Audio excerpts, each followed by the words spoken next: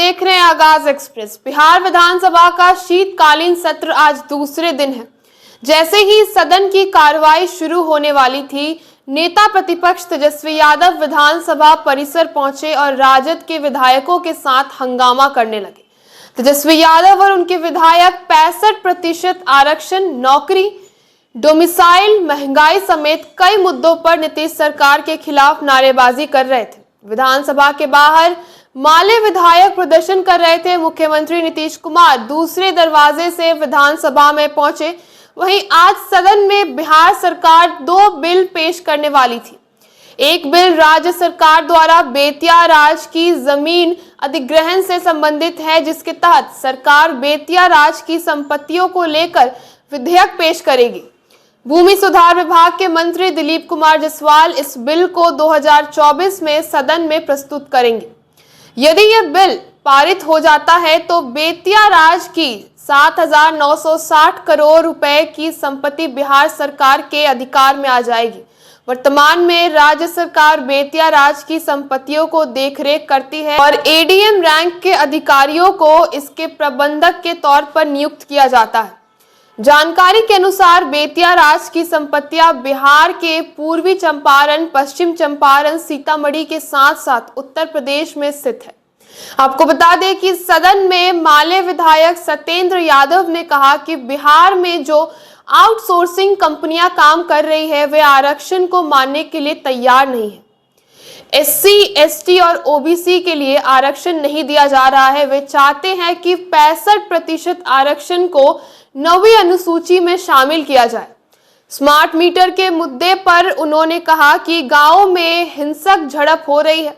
मुख्यमंत्री नीतीश कुमार और प्रधानमंत्री नरेंद्र मोदी पर हमला करते हुए उन्होंने कहा कि ये दोनों अडानी अंबानी के इशारों पर चल रहे हैं और जनता की आवाज नहीं सुन रहे, इसलिए वे विरोध प्रदर्शन कर रहे हैं। उन्होंने आरोप लगाया कि मोदी और नीतीश कुमार ने अडानी को मोटी रकम लेकर कॉन्ट्रैक्ट दिया है और बिहार की जनता को स्मार्ट मीटर के नाम पर लूटा जा रहा है। सोनपुर के विधायक रामनुज प्रसाद ने सरकार से सवाल किया कि शराब से हो रही मौतों के परिजनों के लिए सरकार क्या कदम उठा रही है और शराब कारोबारियों के खिलाफ सरकार का क्या प्लान है।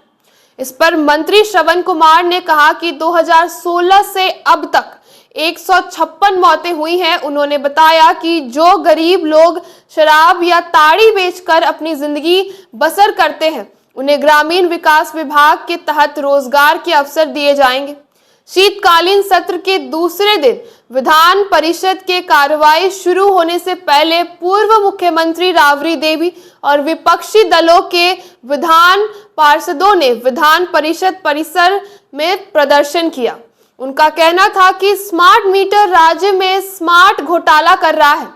राबड़ी देवी ने कहा कि सरकार को स्मार्ट मीटर लगाना बंद कर देना चाहिए, क्योंकि प्राइवेट कंपनियां स्मार्ट मीटर के जरिए बिहार की जनता से घोटाला कर रही है।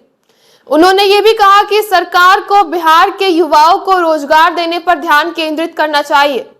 विधान परिषद में MLC नीरज कुमार ने सवाल किया कि राज्य में भंडारण क्षमता की कमी के कारण इथेनॉल को दक्षिण भारतीय राज्य में भेजा जा रहा है और अब तक 15 करोड़ लीटर के आसपास ही भंडारण हो पा रहा है। मंत्री ने इस पर जवाब दे दिया कि भंडारण की कोई समस्या नहीं है। संजीव कुमार सिंह ने परिषद में ये मांग की कि दिव्यांगता प्रमाण पत्र के लिए बिहार के विभिन्न हिस्सों में चिकित्सा बोर्ड जैसी सक्षम संस्थाओं की संख्या बढ़ाई जाए। स्वास्थ्य मंत्री मंगल पांडे ने कहा कि इस पर विचार किया जाएगा। साथ ही आपको बता दें कि डिप्टी CM विजय सिन्हा ने तेजस्वी यादव के आरोपों पर कहा कि बिना किसी सबूत के हमें गलत आरोप न लगाए। बीजेपी के लोगों ने पटना हाईकोर्ट में जाकर बढ़े हुए आरक्षण को रद्द करवाया है और तेजस्वी यादव झूठ बोल रहे हैं। जब आरक्षण का दायरा बढ़ाया गया तो हम और अन्य दल चाहते थे कि इसे संविधान की 9वीं अनुसूची में शामिल किया जाए, लेकिन तब तक पटना हाईकोर्ट ने इसे रद्द कर दिया था। हमने उस फैसले को चुनौती दी थी। वहीं डिप्टी CM सम्राट चौधरी ने कहा कि पटना हाईकोर्ट ने बढ़े हुए आरक्षण को रद्द किया है और आप कोर्ट के फैसले पर सवाल उठा रहे हैं। आपके माता पिता ने 15 साल तक सरकार चलाई तो राजद शासन में कितने लोगों को आरक्षण मिला? आप आरक्षण का मजाक बना रहे हैं। वॉकआउट से पहले तेजस्वी यादव ने बिहार में आरक्षण की सीमा बढ़ाकर 85% करने की मांग की। उन्होंने कहा कि कैबिनेट बैठक बुलाकर निरस्त किए गए आरक्षण कानून के मौजूदों को संशोधित करें, इस शीतकालीन सत्र के 2 दिन बढ़ा दिए जाए और नए कानून लाए जाए। दूसरे दिन के पहले सत्र में शीतकालीन सत्र के प्रश्नोत्तर काल में विपक्ष का शिक्षा विभाग से जुड़ा सवाल काफी सुर्खियों में रहा। राजद विधायक ललित यादव ने एक स्कूल से जुड़ा एक सवाल उठाया, जिसमें उन्होंने कहा कि स्कूल की बेशकीमती लड़की और लोहा बिना मंजूरी के बेच दिए गए थे। इस पर शिक्षा मंत्री सुनील कुमार ने कहा कि मामले की जांच कराई जाएगी, लेकिन ये नहीं बताया कि जांच किस प्राधिकरण के कारण कराई जाएगी।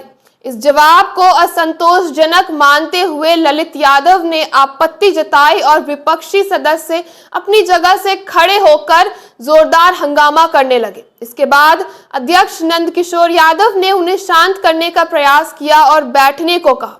वहीं शिक्षकों से संबंधित मुद्दे पर विपक्ष ने मुख्यमंत्री नीतीश कुमार से सवाल किए। विपक्ष ने महाराष्ट्र सरकार का उदाहरण देते हुए पूछा कि क्या बिहार सरकार भी विशेष शिक्षकों को नियमित करेगी। विपक्ष ने यह सवाल उठाया कि सर्वोच्च न्यायालय के आदेश में कहा गया कि पहले शिक्षकों का सामान्यीकरण किया जाए और फिर रिक्त पद भरे जाए। इस पर शिक्षा मंत्री सुनील कुमार ने बताया कि शिक्षा विभाग ने 5,534 विशेष शिक्षकों पद पर भर्ती की प्रक्रिया शुरू की है और कक्षा 9-12 के लिए 213 शिक्षक की नियुक्ति भी की जाएगी। मंत्री ने कहा कि सर्वोच्च न्यायालय का मामला विचाराधीन है, लेकिन सरकार ने अपनी प्रक्रिया पूरी कर ली है। इसके बाद विपक्ष के नेता ने सवाल किया कि जैसे महाराष्ट्र ने शिक्षा परियोजना में काम कर रहे 2,984 विशेष शिक्षकों को नियुक्त किया, क्या बिहार में भी 19 साल से काम कर रहे शिक्षकों को नियमित किया जाएगा? इस पर शिक्षा मंत्री ने कहा कि सरकार विशेष शिक्षकों को नियमित करने का निर्णय ले चुकी है, लेकिन यह प्रक्रिया केवल परीक्षा के माध्यम से की जाएगी। जिन विशेष शिक्षकों की नियुक्ति पहले से है, उनके लिए अलग से प्रावधान किए जाएंगे। तो ऐसी तमाम खबरों के लिए जुड़े रहे हमारे साथ और देखते रहिए आगाज एक्सप्रेस।